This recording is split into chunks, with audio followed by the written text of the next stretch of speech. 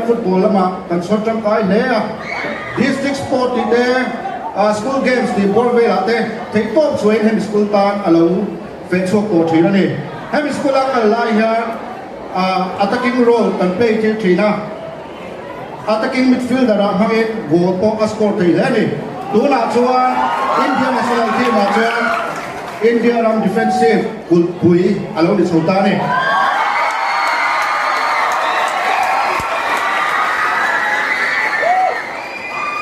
thì chuan Mizoram mai ở in voi tám ta cái lối phèn suốt đó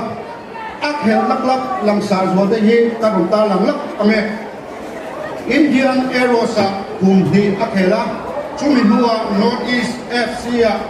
cùng thì bốc hẹn lên ăn mua tụ na ác hẹn mép na Mumbai FC à ya ác hẹn chung chung ta anh ấy thì chuan áp bây giờ Mizo riêng mà saber ni na này bốc à chu India ta na World Cup khel riêng mà Mizo riêng mà World Cup football khel thầy mà saber anh ấy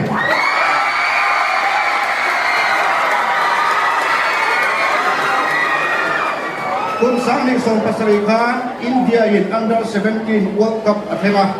chuta chuan áp bây hi India under 17 World Cup national team player anh ấy cái chuan chu mấy ba cả hey áp bây giờ mẹ na Mumbai FC kan thia tuần season sang ni som de patum sang ni som ni pali season mẹ ni nga zana khan India na main el sang ber Super League anti ISL champion áp bây giờ ni ta ne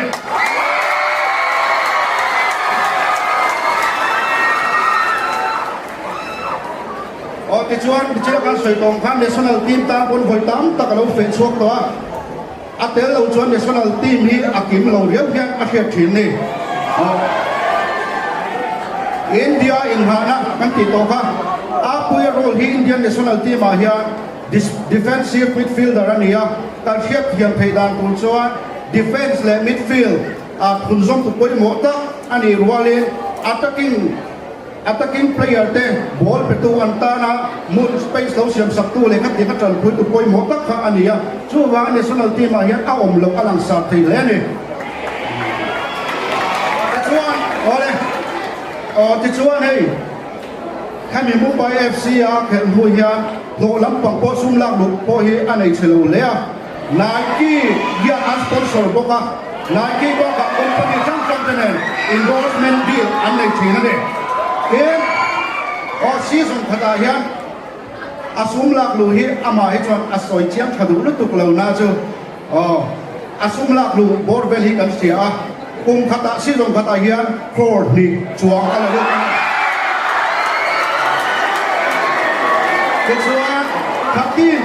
che nuai som ni borvel no ani chu ole ke chuan una choi boina long pui na kha lang tur headmaster kan lo so ma chu mi zo na koi te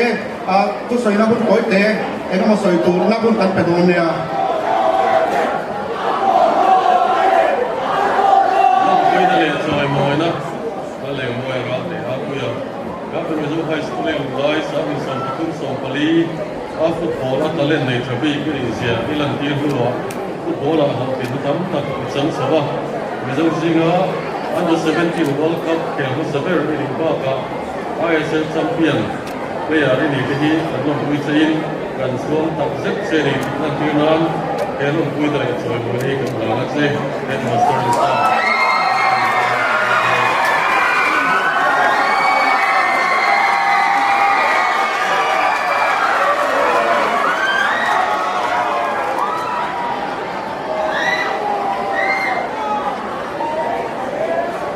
ole headmaster chunga kan lo me ti chuan a pui khong ai lo la din se lo la kal bi mai lo se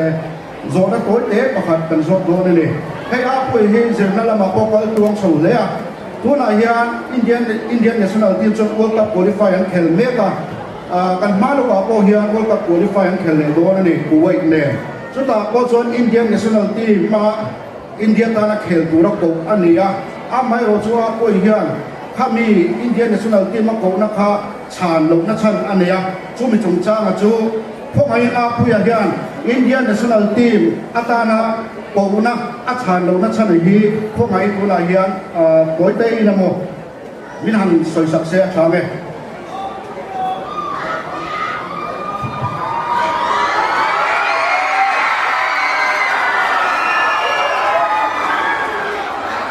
Seperti itu nih,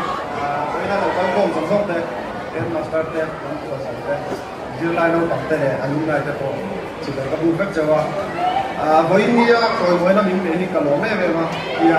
nó trang sĩ á school là đầu tiên cho cái hình chuông này rồi đấy cho nên sáng rồi nó cả cũng là hiện national team mà cả ngay cái gì á World Cup qualifier thì cũng chúng mình chuan các cái thầy đầu chân chú master Zirlai kan ni vangi exam pe kamaya chumi ma cho ta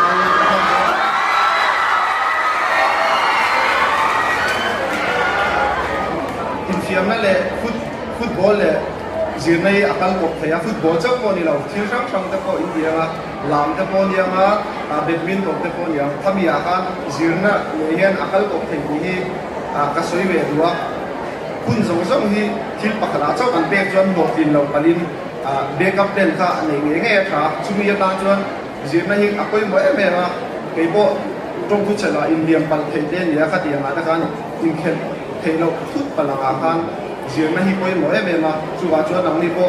thata ka le kha zira kan thil din na kong ti renga thei top chuan rin ka khui de du chau ni ka lo me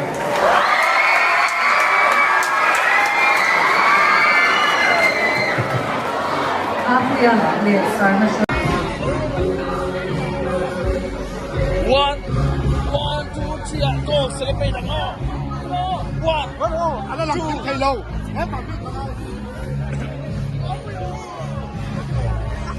One, two, three, up we go, Tony. 1, 2, 3, up we go to roll. 1, 2.